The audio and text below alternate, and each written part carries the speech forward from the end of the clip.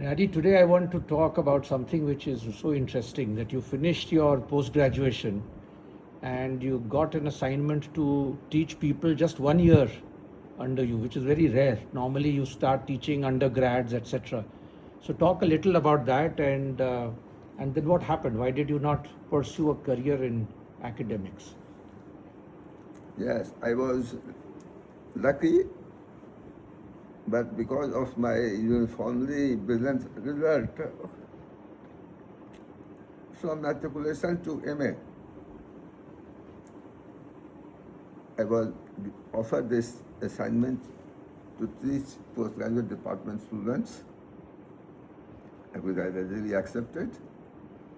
Of course, it was a little thrilling and disturbing both that those I was lecturing to had been my best friends and we were sitting on the same benches together because there was just one But year. did they sir you, or how did those interactions happen?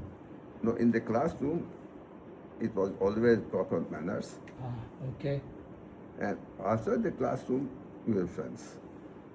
But my main eye-opening experience was I was assigned the tutorial group of about 5, 6 girls who were either 1 year younger than me or the same age or 1 year older.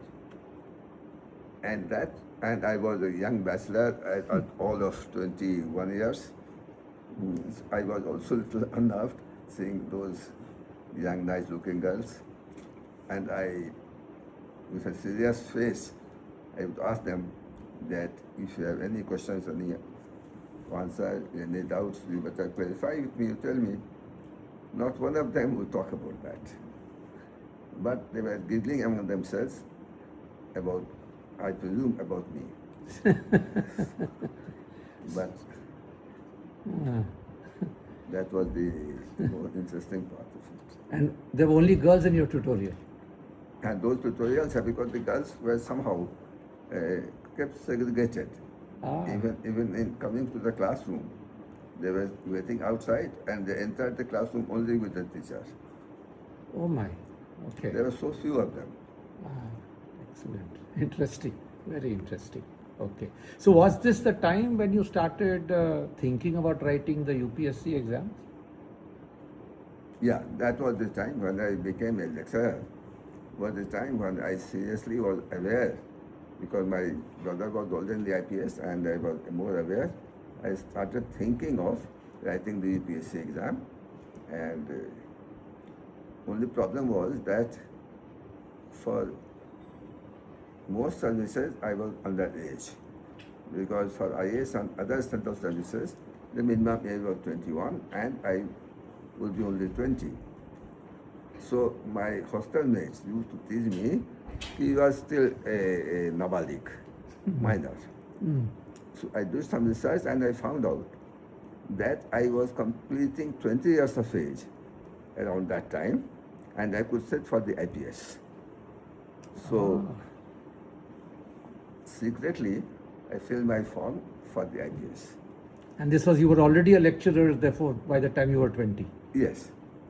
teaching postgraduate students. And when my brother who was in the IPS, he learned of it, and when my head department of history, he learned that I had filled in form for the IPS, they were both very angry. That you have done a very grave mistake, you are bound to get into the IPS, no doubt about it, but we were sure that you would be so easily get into IAS. So why are you writing this exam? And it happened exactly like that. I sat at my IPS examination without any preparation, just like that. And I wrote what I could, and I didn't expect much, but I must have written well, and I got a call for the Viva Bhosri. So you did not prepare at all. This is for a lot of people who dream about the civil services, ruin 5, 7 years chasing that. You wrote the exam without any preparation. In fact, my